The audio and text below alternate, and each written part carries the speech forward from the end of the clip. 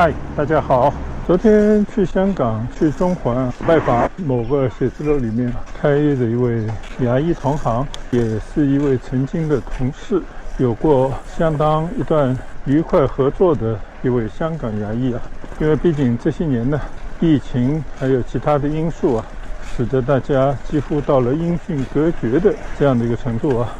结果到了中环呢，就想到我们广东省牙医界里面牙医们经常会交流的一个趣谈啊，香港牙医价格体系，香港有中环价，有九龙价，私立的诊所呢，国家也没有规定你必须要定一个什么价，也没有人管你定的这个价高还是低啊，当然就是根据自己的定位了。市场部门呢，只会来检查你自己定的价格是不是一直有遵守，对病人肯定不能见人下菜。同样的治疗啊，因为不同的人呢，就有不同的收费，这个当然是不会允许啊。但是呢，你作为一个自主有定价权的诊所开业的医生啊，是完全可以按照自己的成本核算，所处地段所支付的不同的房租，所添置的设备的差异啊，但是呢，也是根据你自己提供医疗服务的能力和品质等等这些综合因素来定一个合理的、符合自己价值体现的，同时呢，又让你的病人能够接受，大家都能够达成共识的这么一个医疗服务价格体系啊，这个应该都是无可厚非的。我们也非常的清楚，香港的开业医生，他在香港不同的区域开业啊，他要支付的房租、付出的成本是截然不同的。所以呢，这个才有我们刚刚讲到的那个笑谈，香港有中环价，有九龙价，当然也有新界其他地方。当然这个只是一般而论，并不是说你一个医生在中环开业，你就必须要把这个价格定得天那么高，而反过来你在九龙塘面向普通百姓啊，你就只能定一个最低的价钱啊，并不存在这样的问题。因为支持医生价格体系，让医生有合理价值体现和专业回报的，主要还是看你长期的服务能不能聚拢一批打都打不走的病人的群体，不断的会给你介绍来新的病人，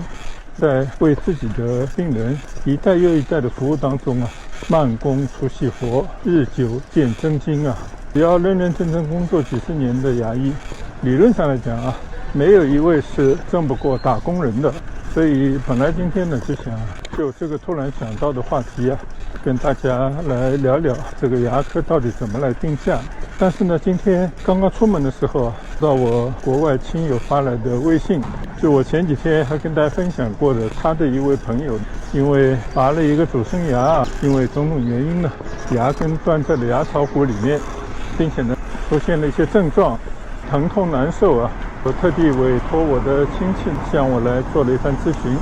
那当然我也提出了我自己的一些作为医生所能给予他的中肯的意见，但是最重要的呢，就是一定要找到这方面有专业技能的专科医生，而且呢尽快的在病情恶化前呢来解决问题。结果呢，今天就来了好消息啊，他根据推荐啊，去找了一位颌面外科方面的专科医生，按照他夸张的说法呢，没到30秒就解决了他的困惑，拔掉了留在牙槽骨里面的那一段残根呢。当然他的那些症状呢，可能也就跟着烟消云散了啊。特地呢，他还发来了 X 光片。那我当然为这位年轻人感到高兴啊，因为任何一个人呢，他必须及时的去处理那些已经出现的病痛啊，千万不能忍耐，因为你拖得越久，就有可能会产生很多你意想不到的不好的后果啊。所以呢，我今天还是想提前把这件事情来跟大家做一个交代啊，非常高兴听到这样的一个好的结果。那我相信，虽然现在看我视频的人并不多，大家可能也没有什么牙齿方面的问题。还有一个呢，我相信我这些视频内容，即便你放个5年10年啊，它还是在那里，有朝一日呢，还是会被一些朋友在搜索时候搜到。也就是说，即便你跟我之间没有亲戚关系，也无需朋友的介绍，你呢也能够从我发布的那些短视频里面了解到一些你所需要的内容，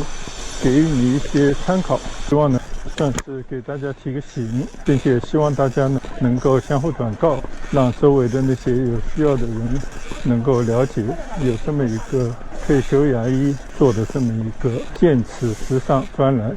一个公益的保健牙齿的频道。那我们今天呢就跟大家简单分享一下作为我们牙医说的内容，